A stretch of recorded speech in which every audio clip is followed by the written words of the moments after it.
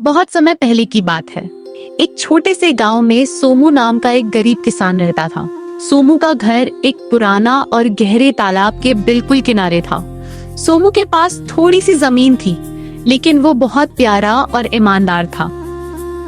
सोमू खुद से बात करते हुए कहता है कि हे भगवान, आज फिर बादल दिख रहे हैं। अगर बारिश अच्छी हुई तो इस बार फसल भी बढ़िया होगी। बस मेरे इस तालाब का पानी कभी ना सूखे। एक साल गांव में बिल्कुल बारिश नहीं हुई। धीरे धीरे गांव के सारे कुएं और तालाब सूखने लगे। सोमू का तालाब भी अब खत्म होने की कगार पर था। उसके पास खाने के लिए भी पैसे नहीं बचे थे। सोमू अपने आप से बात करने लगता है और बात करते करते खुद से कहता है कि अब मैं क्या करूँगा? न खेत में अनाज है, न घर में रोटी। क्या मेरी किस्मत में भूखा मरना ही लिखा है? सोमू की रोना सुनकर तालाब का देवता प्रकट हुए। उनको देखा कि सोमू एक भला इंसान है। तालाब का देवता तालाब से बाहर निकलकर सोमू से कहता है, सोमू, तुम घबराओ मत। तुम्हारी ईमानदारी और मेहनत से मैं प्रसन्न हूँ। इस तालाब की मिट्टी में एक जादुई शक्ति है। अगर तुम इस मिट्टी से कोई बर्तन बनाओगे तो वो कभी खाली नहीं रहेगा। सोमू तालाब के देवता से हाथ जोड़ के कहता है, प्रभु, आपका बहुत धन्यवाद। मैं इसका उपयोग सिर्फ अपनी जरूरत के लिए करूँगा। सोमू ने जादुई मिट्टी से एक मटका बनाया। अब उसके घर में कभी खाने की कमी नहीं रहती थी। लेकिन ये बात गांव के लालची जमींदार बिरजू को पता चल गई। बिरजू जमींदार सोमू के घर आता है।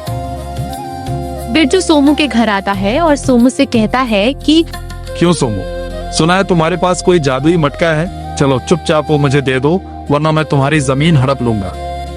तब सोमू जमींदार बिरजू से कहता है, नहीं मालिक, ये देवता का वरदान है। इसे मैं कोई गलत हाथ में नहीं दे सकता।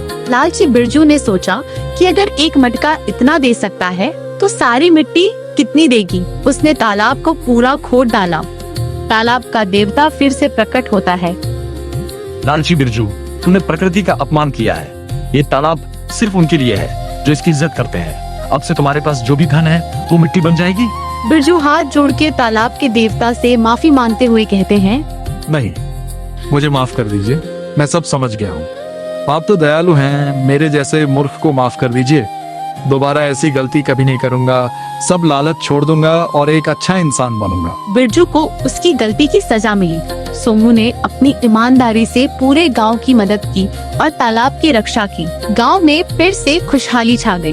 इस कहानी से हमें ये सीख मिलती है कि लालच का फल हमेशा बुरा होता है और ईमानदारी का फल मीठा होता है।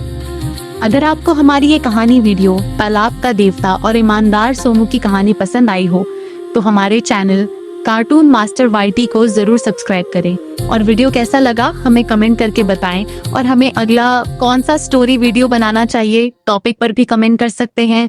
जिसका स्टोरी टॉपिक अच्छा लगेगा हम हमारे वीडियो के स्टोरी का क्रेडिट भी देंगे। तो सब सब्सक्राइब करो और कमेंट करो।